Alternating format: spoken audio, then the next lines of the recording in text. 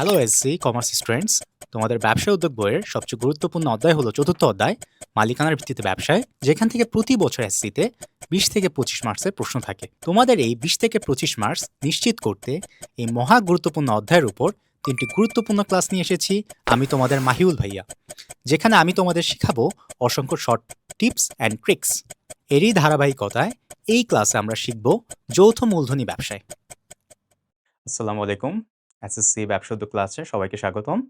আপনাদের সাথে আছি আমি মাহিউল আলম, পড়াশোনা করছি ঢাকা বিশ্ববিদ্যালয়ে। আশা করি আপনারা সবাই ভালো আছেন। তো আমাদের এসএসসি ব্যবসা উদ্যোগ ক্লাসে প্রথম পার্টে আমরা আলোচনা করেছিলাম এক মালিকানা এবং অংশীদারি ব্যবসায়। আজকে দ্বিতীয় পার্টে আমরা আলোচনা করব যৌথ মূলধনী ব্যবসায় নিয়ে। ঠিক আছে, তো আমরা শুরু করি। আচ্ছা, প্রথমে আমরা দেখতে পারতেছি এখানে একটা ছবি, যেখানে আমরা দেখতে পারতেছি অনেকগুলা বোর্ড অফ ডাইরেক্টরস আছে। উনারা কোম্পানি নিয়ে একটা গুরুত্বপূর্ণ ডিসকাশন করছেন এবং এখানে অনেকগুলো এমপ্লয়ি আছে যারা কাজ করতেছে। ঠিক আছে? কোম্পানিটার নাম হচ্ছে রূপালী কর্পোরেশন লিমিটেড যৌথ মূলধনী ব্যবসায়। সো আমরা সাধারণত কোম্পানি বলতে যা বুঝি বা একটা ইমাজিনেশনে যা আসে, একটা বড় কোম্পানি যেখানে অনেক লোকজন কাজ করবে, একটা বোর্ড অফ ডাইরেক্টর থাকবে যারা ডাইরেকশন দিবে এবং সেখানে উৎপাদন করবে বড় আকারে বা সেবা দিবে। তো এই ধরনের ব্যবসাকে আসলে যৌথ মূলধনী ব্যবসা বা কোম্পানি বলা হয়। ঠিক আছে? আসলে আমরা একটু সংজ্ঞাটা দেখি। বলা হয়েছে আইন দ্বারা সৃষ্ট। সো এই কোম্পানিটা আইনের দ্বারা সৃষ্ট হবে। সো আইনটা কত সালের? আইন হচ্ছে 1994 সালের। ঠিক আছে? পৃথক অস্তিত্ব সম্পন্ন। অস্তিত্ব সম্পন্ন কি? এটার মানে হচ্ছে কোম্পানি এবং মালিক আলাদা। কোম্পানি নিজের নামে চলতে পারবে। এই ক্ষমতাটাকে বলা হয় অস্তিত্ব সম্পন্ন। ঠিক আছে? অস্তিত্ব সম্পন্ন মানে হচ্ছে মালিক থেকে কোম্পানি আলাদা। কোম্পানি চালাবে একটা board of directors, but company নিজের নামে যেকোনো লেনদেন করতে পারবে। সীমিত দায় সম্পন্ন। সীমিত দায় সম্পন্ন মানে শেয়ার মূল্য দ্বারা সীমাবদ্ধ। যতটুকু শেয়ার ক্রয় করা হবে ততটুকুই তার দায় থাকবে। ঠিক আছে? বিশিষ্ট ব্যবসায় প্রতিষ্ঠান। ঠিক আছে? এটার উদাহরণ কি? আমাদের চারপাশে অনেক আছে। গ্রামীণ phone, Dutch Bangla bank, Beximco. আমরা যদি ইন্টারন্যাশনালি দেখি অ্যাপেল, মাইক্রোসফট। সো এগুলো সবই হচ্ছে যৌথ মূলধনী ব্যবসায় বা কোম্পানি সংগঠন। আচ্ছা, এই যে যৌথ মূলধনী কোম্পানি, এটা আসলে আসলো কবে থেকে? আমরা জানি এক মালিকানা এবং অংশীদারি সবচেয়ে প্রাচীন ব্যবসা সংগঠন। এই তুলনায় যৌথ মূলধনী ব্যবসা অনেক পরে এসেছে। ঠিক আছে? সর্বপ্রথম আমরা যদি দেখি 1844 সালে বিশ্বের প্রথম কোম্পানি আইন পাস হয়। ঠিক আছে? যেটার নাম ছিল দ্য জয়েন্ট স্টক কোম্পানি। এটা আ ছিল হচ্ছে ইংল্যান্ডের। ঠিক আছে? ইংল্যান্ডের এটা। ওকে? এটা হচ্ছে ব্রিটিশ আইন। ঠিক আছে? এই আইনটা আপনাদের জন্য ইম্পোর্টেন্ট, কারণ এসসিতে প্রায়ই এটা আসে। সো বিশ্বের প্রথম কোম্পানি আইন হচ্ছে ব্রিটিশরা আনে, যেটা হচ্ছে 1844 সালে। এই আইনের ব্যাপার, ঠিক আছে? বা নিয়মকানুনের ব্যাপারে ব্রিটিশরা সবসময় সবার থেকে আগায়। তো সর্বপ্রথম দেখা যায় যে আগে অনেক কোম্পানি ছিল, যেমন ব্রিটিশ ইস্ট ইন্ডিয়া কোম্পানি আমরা সবাই জানি। তো এই ধরনের কোম্পানি যখন তৈরি হয় তখন আসলে কোনো আইন ছিল না। তখন দেখা যেত ইংল্যান্ডে যে রাজা বা রানীরা আছে তাদের বিশেষ আদেশ বা ফরমান বলা হয়, সেটার আলোকেই ব্যবসাগুলো চলতো। বাট পরে দেখা গেল যে না, এভাবে আসলে ব্যবসা চালানো যায় না। এটার জন্য একটা সুনির্দিষ্ট নিয়ম কানুনের দরকার। তো প্রথম আমরা যে আইনটা দেখতে পাই সেটা হচ্ছে 1844 সালে। এই আইনটা আমাদের উপমহাদেশে আনা হয় হচ্ছে 1850 সালে। ঠিক আছে? 1850 সালে সেই ব্রিটিশ আইনটাই, যেহেতু আমরা ব্রিটিশদের আন্ডারে ছিলাম, তাই সেই আইনটাই হচ্ছে ভারতে আনা হয়। কিন্তু পরবর্তীতে দেখা গেল যে ব্রিটিশ আসলে আইন যেভাবে চলে, আমাদের ইন্ডিয়ান কোম্পানিগুলো আসলে সেভাবে চলে না, বা উপমহাদেশের কোম্পানি সেভাবে চলে না। সো একটা প্রয়োজন বলল যে নতুন কোম্পানি আইন দরকার। তো সর্বপ্রথম আমাদের এই উপমহাদেশে, দ্যাট মিনস ইন্ডিয়া, পাকিস্তান, বাংলাদেশে আমরা সর্বপ্রথম কোম্পানি আইন দেখতে পাই হচ্ছে 1913 সালে। ঠিক আছে? এই সালটা একটু ইম্পোর্টেন্ট। ওকে? এটা মাঝে, মাঝে কোশ্চেনে চলে আসে। যে আমরা আমাদের উপমহাদেশের সর্বপ্রথম কোম্পানি আইন দেখতে পাই হচ্ছে 1913 সালে, যেটা ছিল হচ্ছে ভারতীয় কোম্পানি আইন। ঠিক আছে? এর থেকেও বেশি ইম্পোর্টেন্ট যেটা, বাংলাদেশে তাহলে আমরা কোন আইন দিয়ে চলতেছি? আমরা স্বাধীনতার পর আমরা ওই ইন্ডিয়ার আইনে ছিলাম। কিন্তু পরবর্তী ফিল হলো যে না, আমরা ইন্ডিয়ার আইনে চললে আমাদের দেশে চলবে না। আমাদের নিজস্ব একটা আইন দরকার। সো আমরা 1994 সালের আইন অনুযায়ী প্রতিষ্ঠিত। সো এইজন্য সংজ্ঞাতে বলা হয়েছে যে 1994 সালের কোম্পানি আইন অনুযায়ী প্রতিষ্ঠিত কোম্পানিকে আমরা হচ্ছে যৌথ মূলধনী ব্যবসায় বলতে পারি। ওকে? আচ্ছা। আচ্ছা, এই বৈশিষ্ট্য পার্টটা খুবই ইম্পোর্টেন্ট সিকিউর জন্য। ঠিক আছে? এসসিতে প্রতি বছর যে সিকিউ গুলো হয় গ আর ঘতে, এই বৈশিষ্ট্য থেকে আসে। তো আমরা যৌথ মূলধনী ব্যবসায় সাধারণত এই ৮ টা বৈশিষ্ট্য দেখতে পাই সবচেয়ে ইম্পোর্টেন্ট। সো আমি এখন এই প্রতিটা আপনাদেরকে ভেঙে ভেঙে বুঝাবো। ঠিক আছে? সো ফার্স্ট অফ অল হচ্ছে যৌথ মূলধনী ব্যবসায়ের হচ্ছে গঠন। এটার গঠনটা একটু তুলনামূলক। তুলনামূলক বলতে বোঝাচ্ছি তুলনা করতেছি এক মালিকানা এবং অংশীদারি। সেখানে কোনো আইন ছিল না। বাট এটার গঠনটা একটু কঠিন, তার কারণ হচ্ছে এটা আইনের কারণে। ঠিক আছে? এটাতে আইন আছে, এইজন্য এটার গঠনটা একটু তুলনামূলকভাবে কঠিন। আচ্ছা, সদস্য সংখ্যা এই পার্টটা ভেরি ইম্পোর্টেন্ট। আমরা জানতাম অংশীদারি ব্যবসায় হচ্ছে সদস্য সংখ্যা ২ থেকে ২০ জন, রাইট? বাট কোম্পানিতে সদস্য সংখ্যা হবে আপনার ২ থেকে ৫০ জন। ঠিক আছে? যদি এটা প্রাইভেট কোম্পানি হয়। ওকে? আর যদি এটা পাবলিক হয় তাহলে কি হবে? তাহলে সর্বনিম্ন ৭ জন, সর্বোচ্চ আমি প্লাস প্লাস লিখতেছি, দ্যাট মিনস শেয়ার সংখ্যা দ্বারা সীমাবদ্ধ। ঠিক আছে? সো সর্বোচ্চর ব্যাপারে বলা নেই। সর্বোচ্চ হচ্ছে শেয়ার সংখ্যা দ্বারা সীমাবদ্ধ। এর বাইরে যেতে পারবে না। ঠিক আছে? আচ্ছা, সত্তা। সত্তা মানে হচ্ছে একটা আইনগত সত্তা বা কৃত্রিম ব্যক্তি সত্তা। ওকে? আমি লিখে দিচ্ছি। কৃত্রিম ব্যক্তি সত্তা।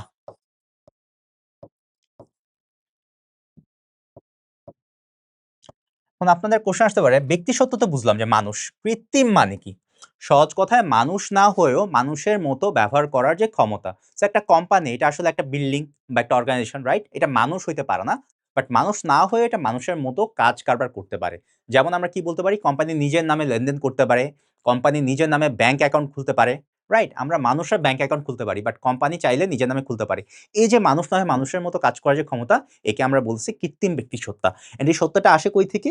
কোম্পানি আইন অনুযায়ী। আইন বলে দিয়েছে যে কোম্পানি যদি গঠিত হয় ১৯৯৪ সালের কোম্পানি আইন অনুযায়ী, তাহলে সে এই কৃত্রিম ব্যক্তি সত্তা যে সুবিধা সেটা ভোগ করতে পারবে। ঠিক আছে?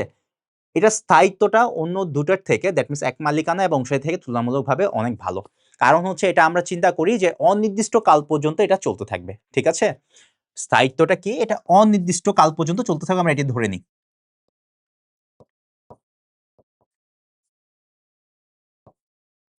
ঠিক আছে?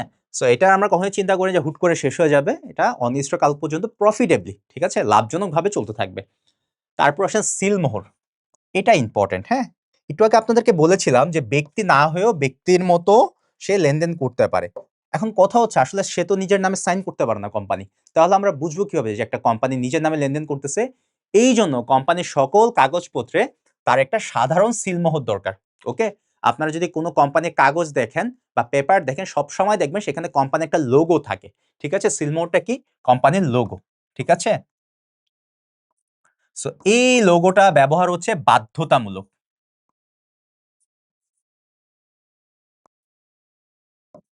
ঠিক আছে? এই লোগো ব্যবহার ছাড়া সে কিন্তু লেনদেন করতে পারবে না। কারণ সে যেহেতু ব্যক্তি না, তো দ্যাট মিনস আমাদের প্রুফ করতে হবে যে না, এই লেনদেনটা কোম্পানির সাথে হয়েছিল, এটা আমরা এখন প্রুফ করতে পারি এই সিলমোহর বা লোগোর মাধ্যমে। ঠিক আছে? এবং এই রাইটসটাও সে পায় ১৯৯৪ সালের কোম্পানি আইন অনুযায়ী। তারপর আসে মূলধন। এখানে আমরা মূলধন গঠন করি শেয়ার বিক্রির মাধ্যমে। ঠিক আছে? শেয়ার বিক্রির মাধ্যমে। ওকে? আমরা এখানে শেয়ার বিক্রি করি। শেয়ারটা কি? বড় অনেকগুলা টাকা, ছোট, ছোট একটা ভাগ। সহজ কথা ধরো আমরা ৳১,০০০ নিয়ে একটা কোম্পানি করতেছি, তার রেখে ১০ টা ভাগ করলাম ৳১০০ করে। সো এই প্রতিটা ৳১০০ কে আমরা বলব শেয়ার, রাইট? এখন একটা ব্যাপার আছে। প্রাইভেট লিমিটেড যে শেয়ার, সেটা কিন্তু আমরা অবাধে হস্তান্তর করতে পারব না। বাট পাবলিক এটা আমরা অবাধে হস্তান্তর করতে পারব। এটা একটু পরে আপনাদেরকে আমি ডিটেইলস এ জানাবো। ঠিক আছে? আচ্ছা। এটার দায় হচ্ছে সসীম। আচ্ছা। সসীম মানে কি? শেয়ার সংখ্যা দ্বারা সীমাবদ্ধ বা শেয়ার অনুযায়ী। আপনি ধরেন একটা কোম্পানি ৳১,০০০ শেয়ার কিনলেন, আপনার দায় ৳১,০০০ পর্যন্তই। কোম্পানির যদি কোনো লসও হয়, আপনি ৳১,০০০ র বেশি দায়ভার নিবেন না। এজন্য এটাকে বলা হচ্ছে সসীম বা সীমাবদ্ধ। ঠিক আছে? আরেকটা হচ্ছে ব্যবস্থাপনা। কোম্পানির ব্যবস্থাপনা টোটালি আলাদা। শেয়ার মালিকরা কিন্তু কোম্পানি চালায় না, এটা মনে রাখেন। এখানে কোম্পানি চালায় হচ্ছে বোর্ড অফ ডাইরেক্টরস। ঠিক আছে? কে চালায়? ডাইরেক্টরস। ওকে? সো শেয়ার মালিক হওয়া মানে যে আপনি কোম্পানি চালাচ্ছেন তা না। সো কোম্পানি চালাবে একটা বোর্ড অফ ডাইরেক্টরস।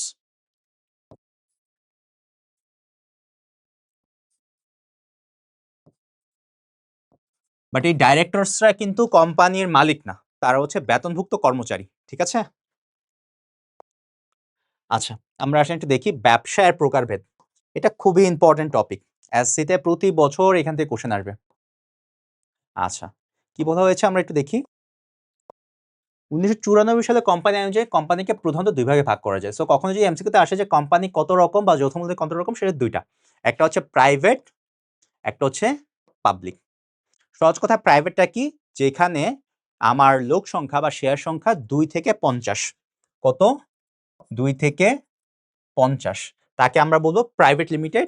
এরা শেয়ার শুধুমাত্র এই 50 জন বা 2 থেকে 50 যত মালিক হবে নিজেদের মধ্যে আদান প্রদান করতে পারবে, এছাড়া বাইরের কাউকে দিতে পারবে না। ঠিক আছে? আর পাবলিক লিমিটেডটা কি? 7 থেকে শেয়ার সংখ্যা দ্বারা সীমাবদ্ধ।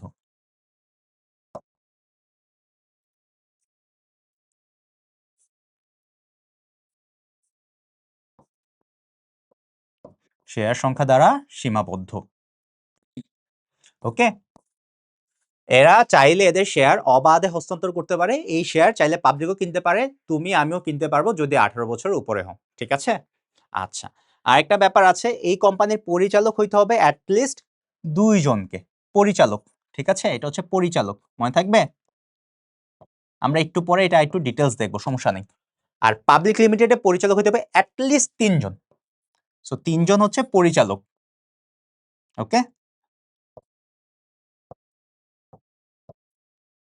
সো এটা মনে রাখা সহজ উপায়, যেহেতু পাবলিক লিমিটেড প্রাইভেট থেকে বড়, লোক সংখ্যা অনেক বেশি, এই জন্য পরিচালকও লাগে এখানে বেশি। এই যে আপনাদেরকে পুরো ব্যাপারটা আমি একটা ছকের আন্ডারে নিয়ে এসেছি। শুধুমাত্র এই ছকটা যদি আপনি মাথায় রাখতে পারেন, তাহলে আপনার এই পাবলিক আর প্রাইভেট নিয়ে আর কখনোই কোনো প্রবলেম হবে না।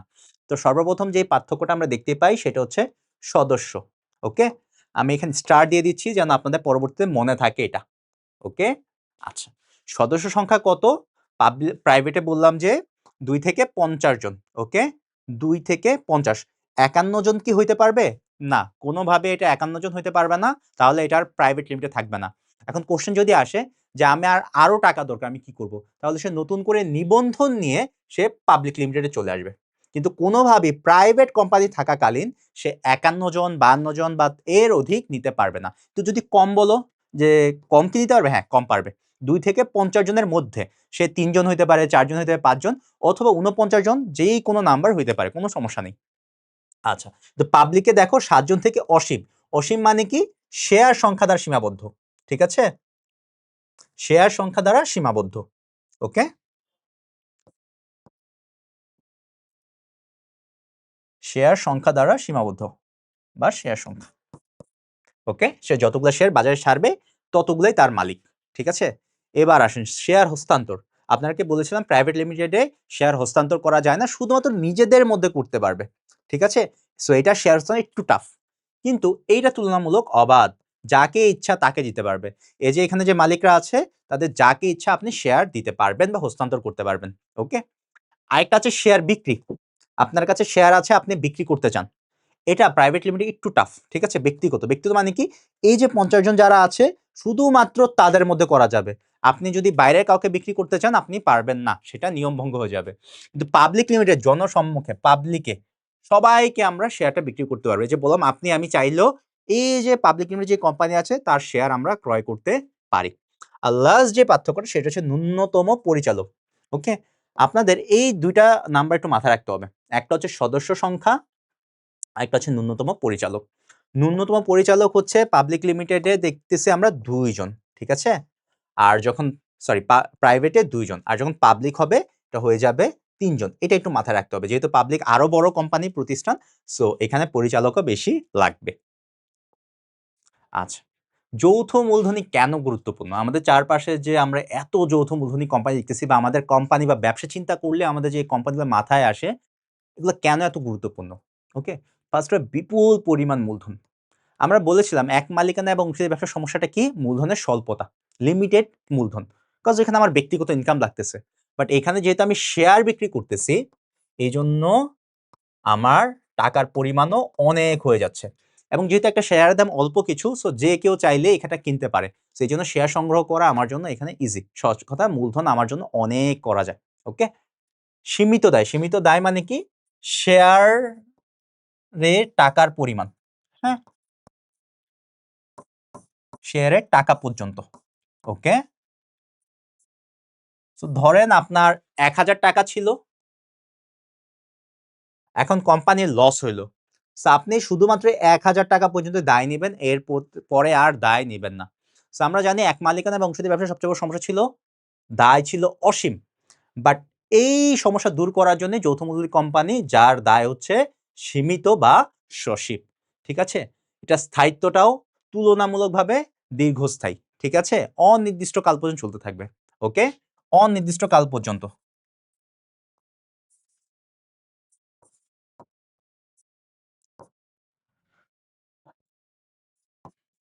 অনির্দিষ্টকাল পর্যন্ত এটা চলতে থাকবে। ঠিক আছে? আরেকটা হচ্ছে উন্নয়ন। দেশের ইকোনমিতে এটার অবদান সবচেয়ে বেশি। তার কারণ হচ্ছে এখানে অনেক মানুষ কাজ করে, অনেক বড় আকারে উৎপাদন হয়। এইজন্য দেখা যায় যে দেশের জিডিপিতে, ঠিক আছে? বা ইকোনমিতে এর অবদান অনেক বেশি অন্যান্য থেকে, এক মালিকানা বা অংশীদারি থেকে। ওকে? আচ্ছা। আসুন আমরা এখন একটা কোম্পানি গঠন করব। সো আমরা এখন দেখতে চাই যে একটা কোম্পানি কিভাবে আসলে গঠন করতে হয়, কি প্রসেস আমরা ফলো করি। ঠিক আছে? সো এখানে মূলত ৪ টে স্টেপ আছে। যেখানে বলা আছে ১৯৯৪ সালে কোম্পানি যে ৪ টি ধারাবাহিক ধাপ রয়েছে একটা কোম্পানি বানানোর জন্য। ঠিক আছে? এটা কিন্তু এমসিকিউর জন্য ইম্পোর্টেন্ট যে কয়টি ধাপ আছে। ওকে? তো ফার্স্ট ধাপে আমরা যেটা দেখি যে আমরা উদ্যোগ গ্রহণ। আমরা কয়জন ব্যক্তি মিলে উদ্যোগ নিব যে আমরা একটা কোম্পানি করতে চাই, আমরা এই কোম্পানি দিব। সো এই কোম্পানির নাম, ঠিকানা কি হবে? এগুলো আমরা এখানে চিন্তা করি। ঠিক আছে? আমরা এই কোম্পানি দিব। ওকে? ২ নাম্বারে দলিলপত্র প্রণয়ন। এখানে ২ টা গুরুত্বপূর্ণ দলিল লাগে। একটা হচ্ছে গিয়ে আপনার পরিমেল নিয়মাবলী, আরেকটা হচ্ছে গিয়ে আপনার একটু পরে আমরা আলোচনা করব। ঠিক আছে? এই দলিলপত্র প্রণয়নের পরেই আমার আসে নিবন্ধন পত্র সংগ্রহ। এই দলিলপত্রগুলো নিয়ে আমরা হচ্ছে নিবন্ধকের অফিসে যাব নিবন্ধন করানোর জন্য। ঠিক আছে? সো এই নিবন্ধন পাওয়ার পরেই একটা কোম্পানি কাজ শুরু করতে পারে, সেটা হচ্ছে প্রাইভেট। ওকে? তার আর কোনটার প্রয়োজন পড়ে না। কিন্তু পাবলিকের ক্ষেত্রে কাজ শুরু করার অনুমতি লাগে। কার্যারম্ভ মানে কি? কাজ শুরু করার অনুমতি। ঠিক আছে? এটা শুধু কাজ শুরু করার অনুমতি।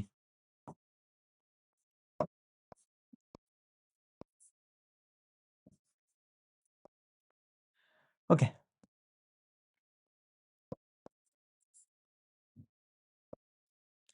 ওকে। এটা শুধুমাত্র লাগে পাবলিকের জন্য। ঠিক আছে? প্রাইভেটে এই স্টপেজে এসে শেষ। কিন্তু পাবলিকের এই একটা অতিরিক্ত স্টেপ আছে যেটা হচ্ছে কার্যারম্ভ মানে হচ্ছে কাজ শুরু করার অনুমতি। ঠিক আছে? আচ্ছা, কার্যারম্ভ মানে কার্য আরম্ভ। ওকে? সো এই ৪ টে স্টেপের মাধ্যমে মূলত আমরা একটা কোম্পানি গঠন করি। ঠিক আছে? এই দলিলপত্র প্রণয়নের সময় আমি বলেছিলাম যে ২ টা গুরুত্বপূর্ণ দলিল করি। এখানে আমরা কোম্পানির নাম, ঠিকানা সবকিছু ঠিক করব। ওকে? আসুন আমরা একটু দলিল ২ টা দেখি। এই যে এখানে আপনার গুরুত্বপূর্ণ ২ টি দলিল। সো যদি কোয়েশ্চেন আসে যে কোম্পানির গুরুত্বপূর্ণ দলিল কয়টা? সেটা হচ্ছে ২ টা। একটা হচ্ছে স্মারকলিপি, একটা হচ্ছে পরিমেল নিয়মাবলী। স্মারকলিপিটা হচ্ছে কোম্পানির মূল দলিল। ওকে? আচ্ছা। এই স্মারকলিপিতে মূলত আসলে কি থাকে? স্মারকলিপিতে থাকে কোম্পানির নাম, ঠিকানা, পরিচালকদের নাম,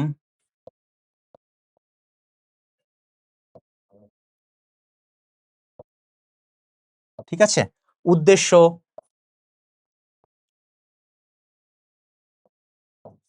মূলধন, এই যে সবকিছু যেগুলা একটা কোম্পানির জন্য অপরিহার্য। সো এগুলো আমরা দেখতে পাই স্মারকলিপি। এইজন্য স্মারকলিপি বলা হয় কোম্পানির মূল দলিল। ঠিক আছে? আর পরিমেল নিয়ম হলো কোম্পানির ভিতরের যে নিয়ম কানুনগুলো আছে। ওকে? অভ্যন্তরীণ নিয়ম কানুন। একটা পরিচালক কি করবে না করবে, কোম্পানিতে কয়টা বাজে আপনি আসবেন, কয়টা বাজে অফিস থেকে যাবেন। ঠিক আছে? কোন সমস্যা হলে কিভাবে আমরা সলভ করব। সো এটা হচ্ছে অভ্যন্তরীণ নিয়ম কানুন।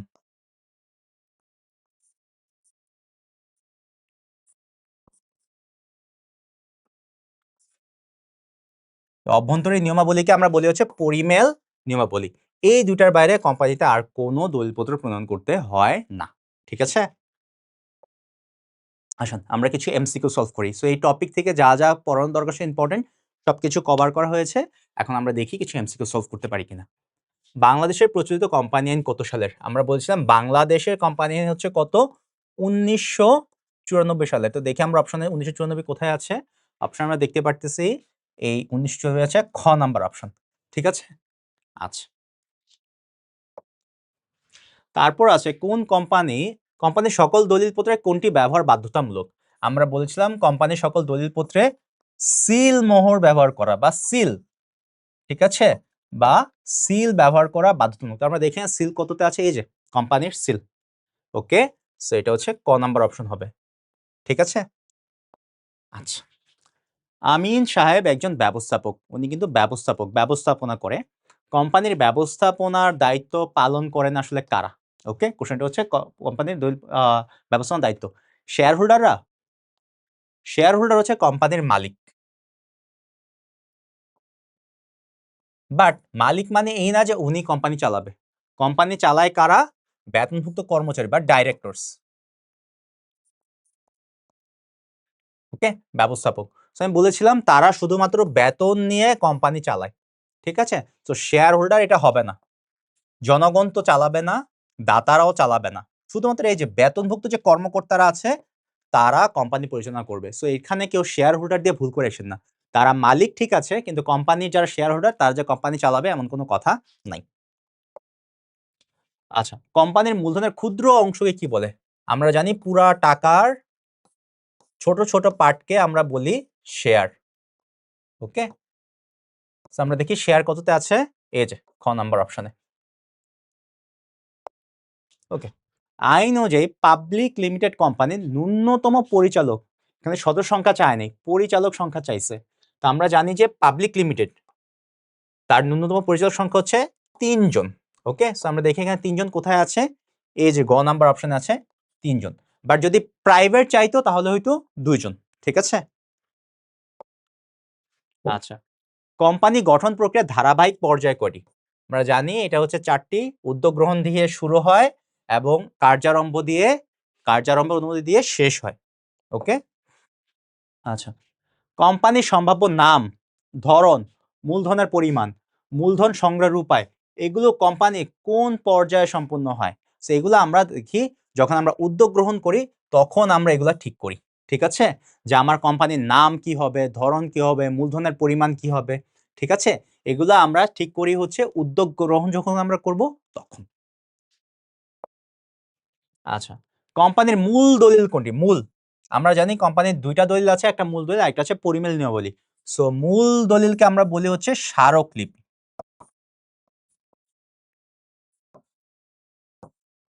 ওকে, বা পরিমেল বদ্ধ বলা হয়, যেটা যদি আপনার বইতে নাই বাট তাও জেনে রাখেন। সো স্মারকলিপি হচ্ছে ক নাম্বার অপশন।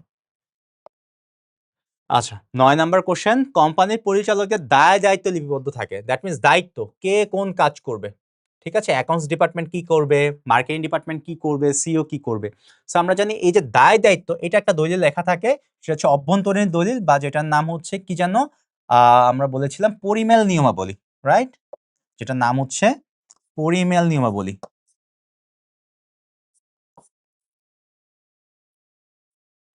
ঠিক আছে, এর মধ্যে হচ্ছে সকল দায় দায়িত্ব কোম্পানির লিখিত থাকবে, যেটা হচ্ছে অভ্যন্তরীণ দলিল। ওকে, এটা আছে অপশনে কততে, গ নাম্বার। ওকে, আসেন লাস্ট এমসিকিউ, কোন ব্যবসায় সংগঠনকে কার্যারম্ভের অনুমতি সংগ্রহ করতে হয়? কার্যারম্ভের অনুমতি আমরা বলছিলাম শুধুমাত্র একটা কোম্পানিকেই সেটা করতে হয়, সেটা হচ্ছে পাবলিক, প্রাইভেটের এটা লাগে না। সো আমরা দেখি পাবলিক কোথায় আছে, পাবলিক পাবলিক পাবলিক, এই যে পাবলিক লিমিটেড কোম্পানিকে অনুমতি দিতে হয়। ওকে, তো এই ছিল আজকের ক্লাসে।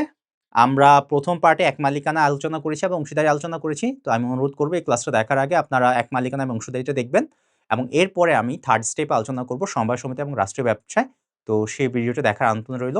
সবাইকে এতক্ষণ পাশে থাকার জন্য ধন্যবাদ। আসসালামু আলাইকুম।